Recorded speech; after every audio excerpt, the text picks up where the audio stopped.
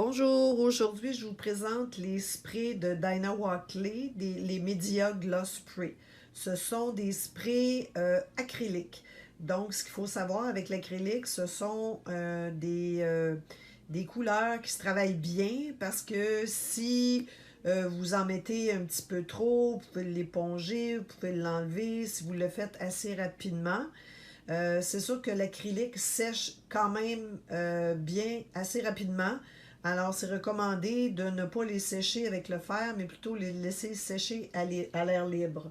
Euh, deux petites précisions importantes quand on travaille avec ces choses-là, avec de l'acrylique, c'est que c'est un peu plastifié l'acrylique. Alors, c'est très important quand vous en servez de toujours bien nettoyer votre petit embout ici, là. Toujours passer un petit linge pour éviter que ça sèche, que ça durcisse et que ça bloque.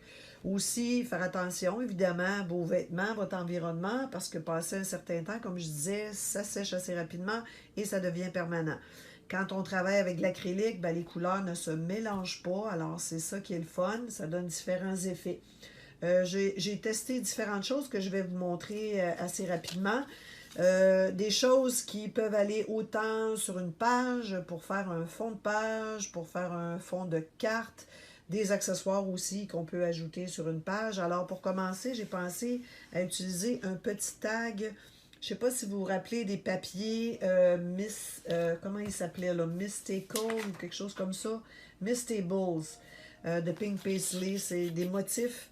C'est un papier blanc avec des motifs blancs, puis quand on ajoutait de l'encre à l'époque, ben on voyait les motifs sortir. Alors là, on le voit tout simplement avec les sprays.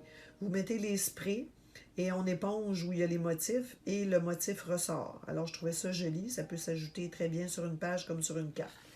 J'ai fait le test aussi avec des chipboards, évidemment, pour agrémenter nos pages. On voit ce que ça donne sur un chipboard régulier. Tout ce que je veux dire, c'est que j'ai rien ajouté sur le chipboard. Comme vous voyez, c'est un peu luisant, un peu brillant.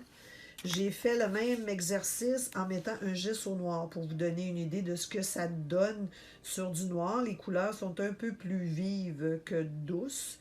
Euh, et c'est ça donne aussi un effet luisant, là, comme vous pouvez voir. J'ai fait le test aussi avec un petit carton où j'ai mis un chipboard. J'ai mis les sprays, excusez, j'ai mis mon chipboard comme ça, j'ai mis les sprays, j'ai retiré le chipboard, alors ça fait un autre effet. On voit le verre comme il faut. J'ai fait la même chose avec une poule et ce que j'ai fait, c'est par la suite, je suis allée ajouter, après avoir enlevé la poule, je suis allée ajouter le spray. Alors, comme on peut voir, là, ça laisse le motif en évidence. Le motif de la poule en évidence. Je suis allée travailler des tags noirs pour vous donner une idée. Ça, c'est avec gesso. J'ai mis du gesso. Alors, ça fait un petit peu comme des bulles. On sait que le gesso protège le carton. Alors, ça fait un petit peu comme des bulles. Et voici ce que ça donne sans gesso. C'est un peu plus doux, un peu plus fluide, je dirais. Je cherchais le mot juste. J'ai ensuite pris les mêmes tags après avoir mis les sprays, puis je suis allée ajouter de la peinture blanche avec un stencil, pour encore là vous donner une idée. Toujours avec un tag, parce que je trouve que ça peut bien s'agencer sur une page. On peut toujours glisser un tag quand on fait une page. J'ai essayé différentes choses après. J'ai pris un carton sur lequel j'ai mis des sprays, mes trois couleurs de spray, et je suis allée enrober le carton avec du papier saran wrap. Et je l'ai fripé, je l'ai froissé avec mes doigts et je l'ai laissé sécher comme ça. Donc, quand on l'enlève, ça fait de la texture dans le carton.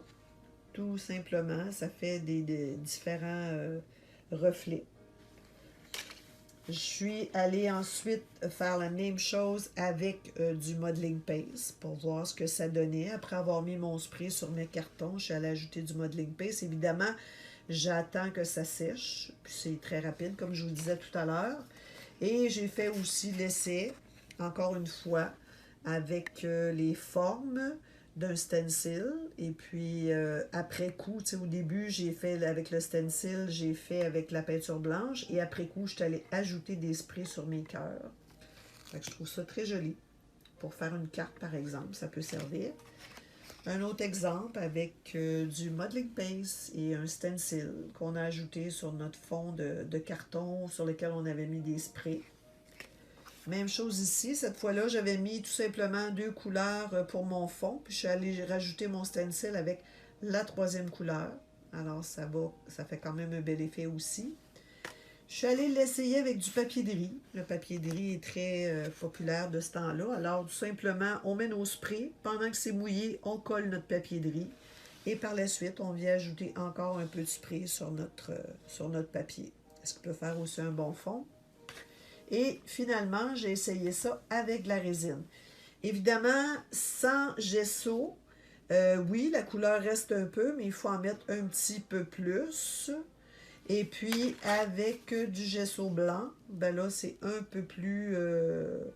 ça donne un bel effet aussi. La couleur va se stabiliser un peu plus avec le gesso. Alors voilà, mesdames, j'espère que ça vous a donné le goût d'essayer les sprays de Dinah Walkley. Bonne journée!